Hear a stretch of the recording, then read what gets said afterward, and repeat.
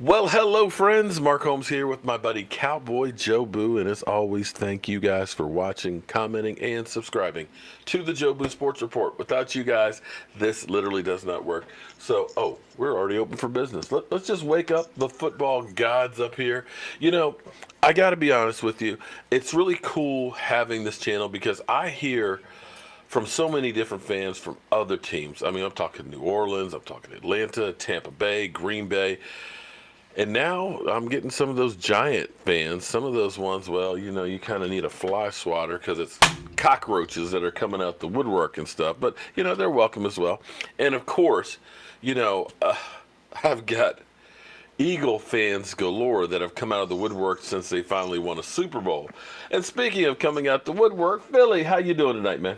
What's up, Mark? How you doing, buddy? I heard you were double moonwalking some Giants' ass last night. I heard you were taking care of business. Wait, last me? night. Yeah. I don't know. I blacked out for a bit last night. I don't know what happened when I blacked out. Something. I know something happened because I saw all these comments and things from people that I didn't understand what was going on. But I've just been hit lately by some of these idiot Giant fans. Man, they're coming out the woodwork. They seem to think that they're going to kick our ass. But you know what? You know what's interesting? My coach, Jason Garrett, I am calling him my coach because, well, he is our coach, and I'm not going to, I'm not going to cut on him because right now he's our coach, and if the season doesn't work out right, then I'll kill him. That's right. But he's got some strange records with the Dallas Cowboys, because this one just defies logic. Would you believe that when the Dallas Cowboys have won their first game of the season, that they've missed the playoffs every time under Jason Garrett? That is weird. And every time they've lost their first game, they've made the playoffs under Jason Garrett.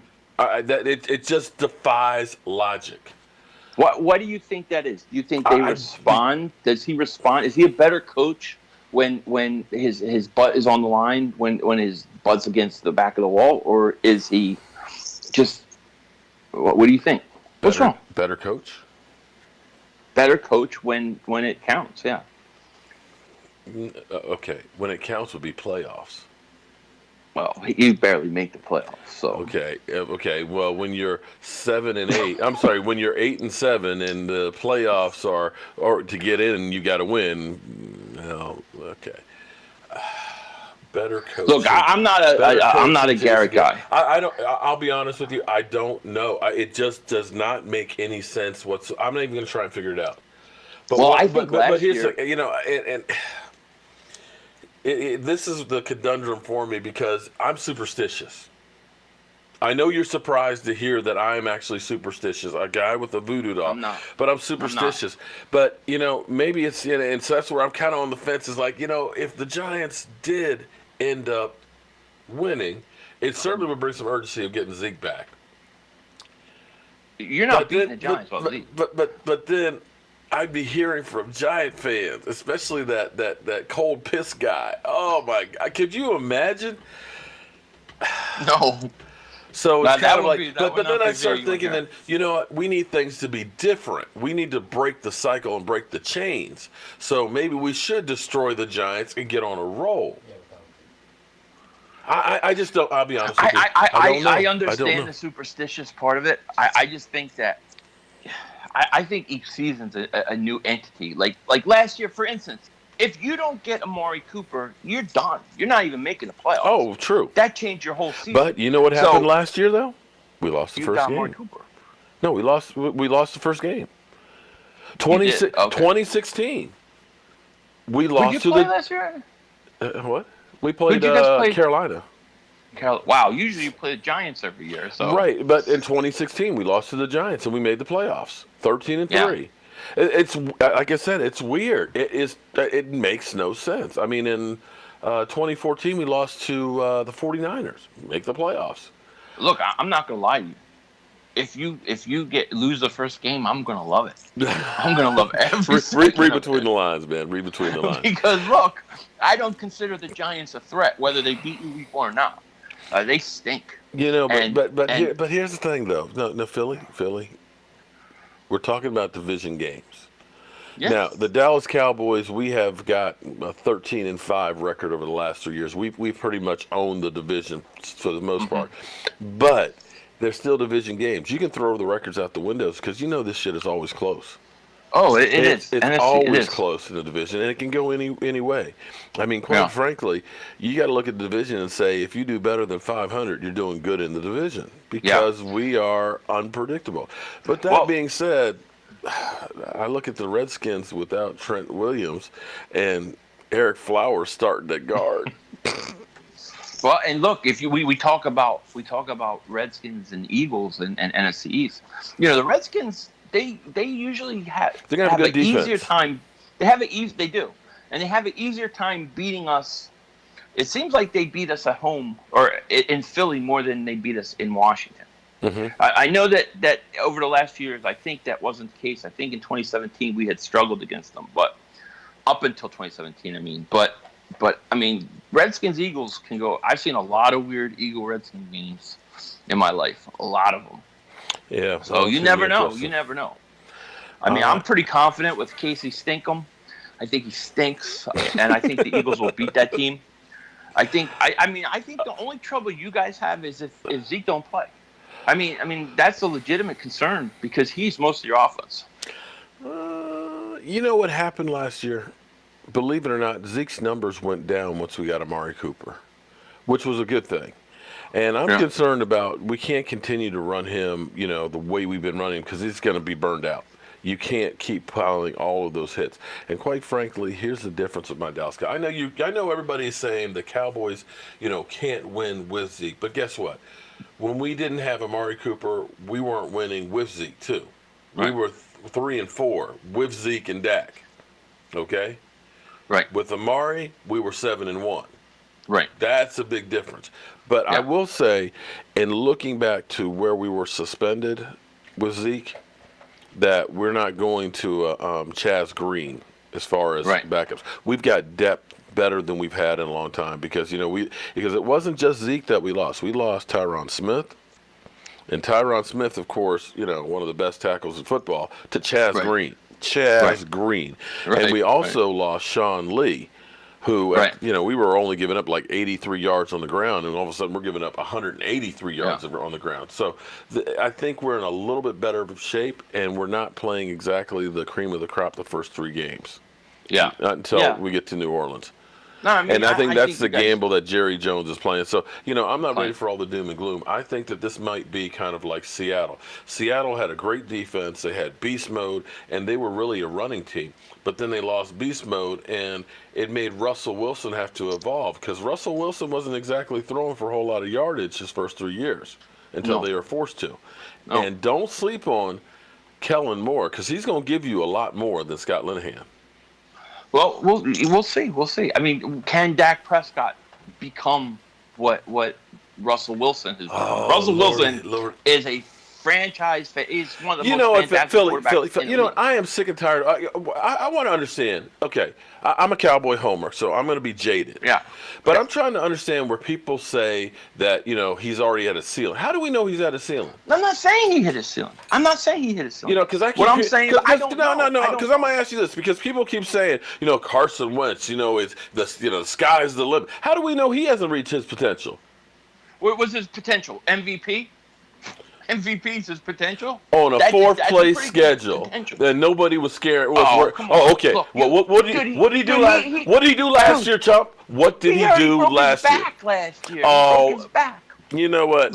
Whose fault is that? It's his back's fault. It's our you know what? I tell you what you got to be worried about, and I know you Eagle fans are out there going to be killing me, but what you got to worry about is Romo-itis. No. I'm not worried about No, I mean, okay, look at Andrew Luck. Andrew Luck, I feel bad, you know, because his team let him get the crap beat out of him, and that's why I think that they didn't ask for that money back. I think they're just saying, you know, we'll just say it's an injury settlement because you took a lot of abuse because of the sorry offensive line we had. And how do you know? Because Carson Wentz had to rehab a knee, then a back. Look, I'm going to break this. He's not going to be that same guy because Andrew Luck didn't start his problems till year 4. You already looking at he's going in year 4 with those injuries. And I'm not, and Eagle fans, don't give me that hate that I'm just wishing. I'm not wishing. I'm pointing out the obvious. The guy is broke down. Here, let me break this down for Dak Prescott and Carson Wentz. Here's the difference between why people look. Okay, because Dallas fans look at Dak Prescott like this. The rest of the league does not. Mm-hmm. And the reason is because we have to see Dak Prescott run that offense, not be just a game manager, which is what people assume him to be. Okay? Carson Wentz, everything runs through Carson Wentz on that offense. Now, here's the difference with the injury. Carson Wentz tore his ACL. That is a brutal injury. You know and I know that guys that come back the next year off of ACL are never really the same, and they tend to get more injuries. And that's what happened to Carson Wentz. If he gets hurt this year, like he did last year, then I will agree with you. I will say there's a problem. But I think are you worried? Are you worried? Because apparently your team is scared to play him.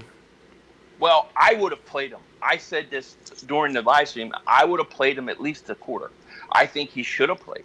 They don't want to play him, and then I watch Cam Newton hurt his ankle, and you see all these other guys get hurt. No, how can I blame the Eagles for not playing him? But look, you can be concerned about it. It's a worry. I'm not going to lie and say I'm not worried at all. I am. But I think that it's kind of unfair to give the guy the injury-prone label this early, because he was coming back from a torn ACL. That's a big injury to come back to, and usually it takes guys a whole season. So we'll see. If he's out the rest of the year, if he doesn't play in the playoffs because he's hurt, if he misses 10, 12 games because he's hurt, then I'll say there's something wrong. I think it's fair. But at this point, no, I think it's too early. I tell you what, though, man, I am so freaking sick of hearing this game manager shit. Okay, that's the truth. No. Okay, then was Tony Romo a game manager? No. Because I tell you what, in 2014, where everybody was all over his jock and everything else, how great he was. You know what? You know how many yards he threw for? How many? 3,705. What year? That was 2014. That was the no catch year. No, I'm just saying. I'm just pointing out. Right. 3,705 yards. Okay. Okay. Average. How many touchdowns? 31. There you go, Mark. There you go. Dak had 30 with his rushing touchdowns. What year was Dak's best year? As far as yardage go, well, okay, his rookie year was. His rookie year. Well, okay, you got to get better each year. Well, hold on. Wait. Well, he didn't have a receiver to throw to. No, that's true. And here's the thing. Defensive coordinators, okay, the team we had in 2016 was a hell of a lot better than the team we had in 2017. We had Zeke gone for 6 games, okay? We had Tyron Smith lost for several games and everything else. And even when Zeke was there, it was, is Zeke going out this week or next week or whatever? And it was back and forth. That shit was just screwed up all the way around. That whole thing. Right. And even with that season being as bad as it was, had we not had Des Bryant meltdown against Seattle, we would have made the playoffs in 2017. Right. So I look at that, and I know he was dismal before we got Amari Cooper. I mean, I was at the point where I had to start questioning myself and my opinion on him. But you see how he elevated Amari Cooper as well as Amari Cooper helped to elevate Dak. Look at what Derek Carr did with the same guy. Not jack crap. And a lot of that is credited rightfully or wrongfully to Zeke. Because of the threat he is, he opens up things for Dak Prescott and Amari Cooper. I'm just saying that's how people perceive it. Okay, you know what? That's how it's perceived. I tell you what, we'll find out, won't we? We will find out. We're going to find out. Because to me, listen, to me, what you have to have is we need all three. You need a wide receiver. Sure. You need Zeke, and you need a quarterback that can get the ball. We have gone through with one of these pieces missing every time, and we've sucked. But I tell you what, have you watched my defense lately? Very good. I like your linebacker. But I want you to understand that we didn't have Tyrone Crawford, we didn't have D-Law, and we didn't have Byron Jones. Right. Did you see those mad dogs out there? My man Malik Collins. Yeah. How you think Carson Wentz is going to feel about those guys? Oh, I know D-Law, he might as well take the night off against the Eagles because he can't get a sack. But you know what? He can't get by Lee Johnson. But see, you know what? that. Come on. That may be true, but see, here's the thing, though. It seems like everybody else has been doing pretty well because it's not like Carson Wentz has been exactly winning against the Dallas Cowboys, has it? Well, what? A healthy Carson Wentz. Oh, here we go. But if he were healthy, okay, that's a big if. You know what? If I was 25 and in great shape and the best football player out there, I'd be in the NFL too. Right. If Dak Prescott was Russell Wilson, he would get a lot more credit. But we don't know that he is Russell Wilson. But you know what? Right. I'm going to tell you, though. Because is this going to be a fun season? No. I'm going to tell you, though. Russell Wilson and Dak Prescott are the same guys. If you look at the pre-draft outlook they had on both of these guys, it was the same. If you need a backup quarterback, he might be serviceable. Right. That was it. All these executives missed on it. You think that they're going to go ahead and miss him the first time and then turn around and give him credit later? Because then that's basically saying you didn't know what you were talking about the first time.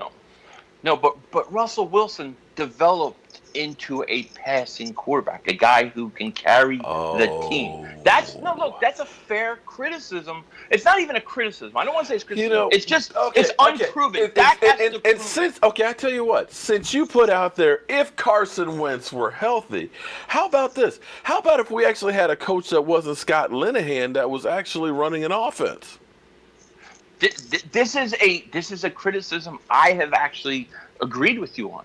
I have said this. The problem with Dak Prescott is that the Dallas is treating him like a game manager from year 1 to year 3. There was no ask him to do more. There was no, hey, you put the game on your shoulders. They never did that with Dak Prescott. But the Eagles did that with Carson. Yeah, I think they're going to see a lot more of that this year because you've actually got some studs. Michael Gallup right now. I like Michael Gallup. Michael Gallup is developing into a beast, a deep field threat. Yeah. And that's the thing, I don't know how much you've watched the Cowboys, and it's very limited, the amount of plays. I mean, we've only had 4 series with them. Yeah. But on first down, every time they're going like 15, 20 yards down the field to Michael Gallup, and they're hitting him.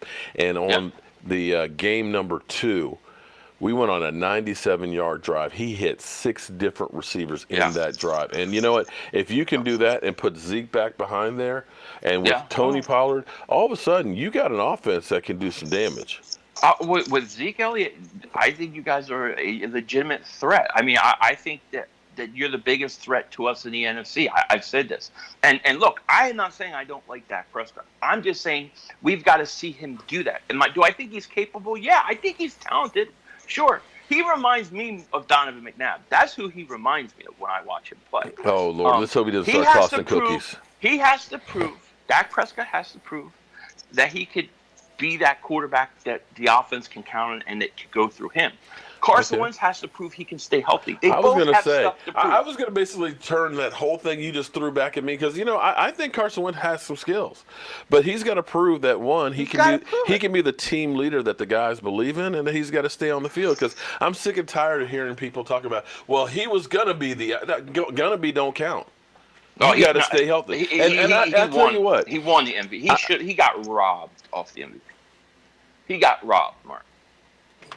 I could prove it if I have to, but he got robbed. I tell you what, though, looking at him, I was outside my outdoor man cave. I got my TV out there. I love being out there and stuff. And they were going to commercial on NFL Network, and they had, your team out there working out in shorts and T-shirt and things. And you saw your quarterback, he's set up, like he's ready to pass. And you know what I noticed about him? He got some skinny legs. He ain't got no kind of calves. He lost weight. He's actually thin down. You know whose legs they reminded me of? Sam Bradford. Oh, don't bring Sam. I'm just saying. Look, he got some. That's a cheap shot. I hate that guy. He's got some bird legs, man. No, man, you could have said Joe Montana. I tell you what, he's got some bird legs there, man. And see, I'd be scared that that more like cheetah legs. When because my Purge Squad, my man D-Law is talking about being a bunch of crazed dogs. Now I'm not talking about like little cute puppies. Oh, look at the cute puppy Fluffy. No, he's talking talking about crazed dogs that bite your face That's off. Lawrence Taylor. Lawrence Taylor's the crazed dog. I tell you what, Taylor. though, no, man. I tell you what, D-Law is like, okay, he got to deal with Snickers right now. He's hangry. He's got to deal with Snickers for real. Yeah. How did he get a deal with Snickers? How does Dallas always get deals? You got yogurt commercials. You got stupid commercials. I don't see Carson Wentz there. I don't see my guys. Because nobody gives a damn about the Super Eagles, Bowl. man. This is why people hate Dallas. This is why. Hey, man. Don't hate the players. Hate the game, man. Hate the game. Hate the team. Hate the team. Oh, come on, man. Come on, man. You know how much money the Dallas Cowboys make for everybody else. All these talking heads would have nothing to talk about if it wasn't for the Dallas Cowboys. Dallas they got the biggest fan base, really, if you look at it, right? I mean, they got most of their fans don't even Dallas. I'm not sure. Some of them, I'm not sure they're really fans. They talk about the Cowboys, but I'm not sure they're really fans because, man, I get a lot of, it's crazy that I actually get more respect from some of you Eagle fans than some of the Cowboy fans out here. Yeah, I mean, look, I think that you have to have a rival respect for guys. You respect the rivalry, you respect them and things like that, but you hate the team. I love Mark Holmes. Hate his team, but I love Mark Holmes. Oh, man, don't say that because my man E2 Blue already thinks that we're secret love. I was like, what the fuck? I'm like, nah, that ain't it, bro. All right, so what do you think your team's record's going to be? 13-3.